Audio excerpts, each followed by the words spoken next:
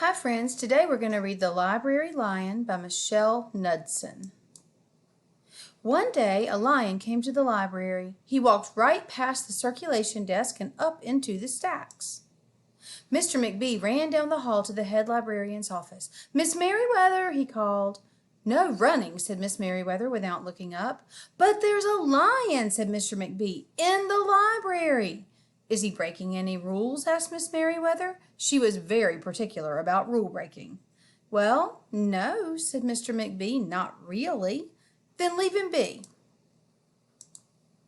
The lion wandered all around the library. He sniffed the card catalog. He rubbed his head against the new book collection. Then he padded over to the story corner and went to sleep. No one was sure what to do. There weren't any rules about lions in the library. Soon it was time for story hour. There weren't any rules about lions at story hour either. The story lady seemed a little nervous, but she read out the first book's title in a good, clear voice. The lion looked up. The story lady kept reading. The lion stayed for the next story and the story after that. He waited for another story, but the children began to walk away. "Story hour is over," the little girl told him. "It's time to go." The lion looked at the children. He looked at the story lady. He looked at the closed books. Then he roared very loud. "Roar!" Miss Merriweather came striding out of her office. "Who is making that noise?" she demanded. "It's the lion," said Mr. McBee. Miss Merriweather marched over to the lion. "If you cannot be quiet, you will have to leave," she said in a stern voice. "Those are the rules." The lion kept roaring. He sounded sad. The little girl tugged on Miss Merriweather's dress. "If he promises to be quiet, can he come back for story hour tomorrow?" she asked. The lion stopped roaring. He looked at Miss Merriweather. Miss Merriweather looked back. Then she said yes. A nice, quiet lion would certainly be allowed to come back for story hour tomorrow. "Hooray!" said the children. The next day the lion came back. "You are early," said Miss Merriweather. "Story hour is not until 3 o'clock."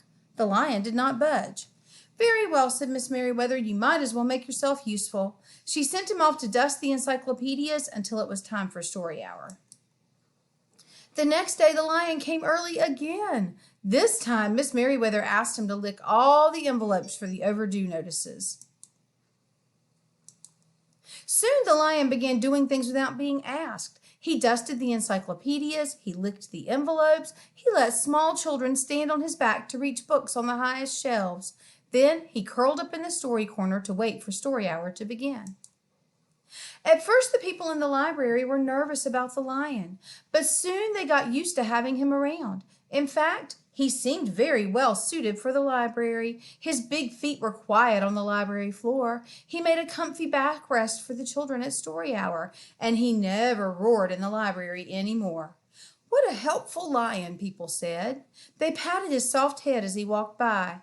How did we ever get along without him? Mr. McBee scowled when he heard that. They had always gotten along fine before. No lions were needed. Lions, he thought, could not understand rules. They did not belong in the library. One day, after he had dusted all the encyclopedias and licked all the envelopes and helped all the small children, the lion padded down the hall to Miss Merriweather's office to see what else there was to do. There was still some time left before story hour. "Hello, lion," said Miss Merriweather.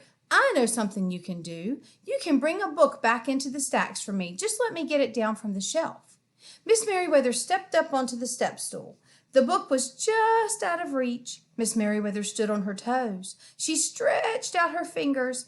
"Almost there," she said. Then Miss Merriweather stretched a little too far. Uh-oh, guys, she fell. "Ouch," said Miss Merriweather softly. She did not get up.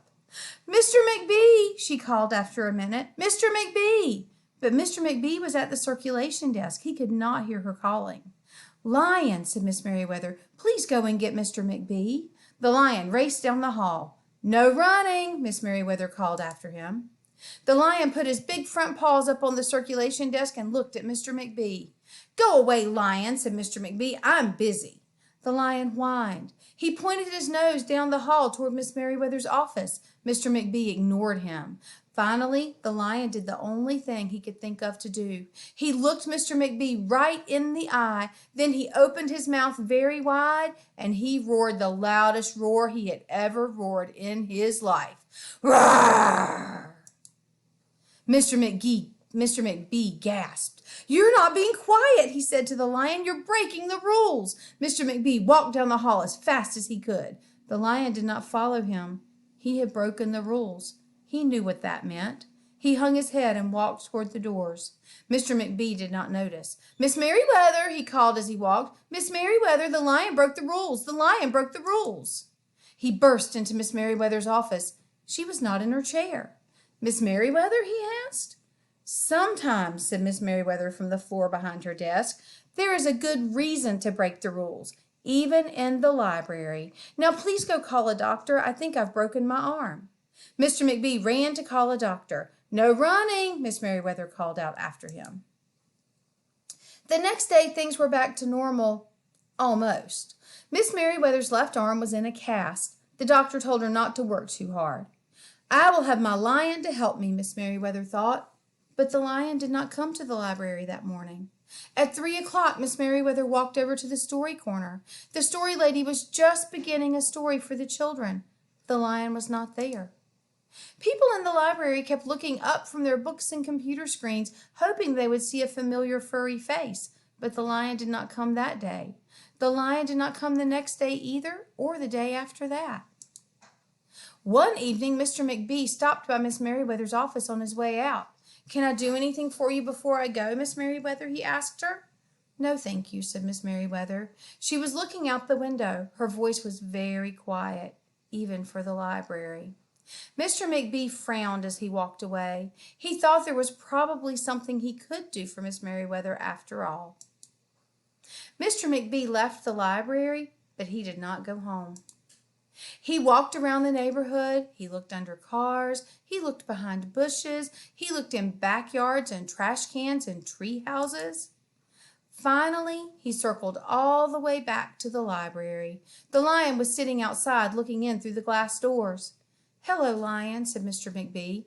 The lion did not turn around. "I thought you might like to know," said Mr. McBee, "that there's a new rule at the library. No roaring allowed unless you have a very good reason. Say if you're trying to help a friend who's been hurt, for example." The lion's ears twitched. He turned around, but Mr. McBee was already walking away. The next day, Mr. McBee walked down the hall to Miss Merriweather's office. "What is it, Mr. McBee?" said Miss Merriweather in her new, sad, quiet voice. "I thought you might like to know," said Mr. McBee, "that there's a lion in the library." Miss Merriweather jumped up from her chair and ran down the hall. Mr. McBee smiled. "No running," he called after her. Miss Merriweather didn't listen. Sometimes there was a good reason to break the rules, even in the library. The end.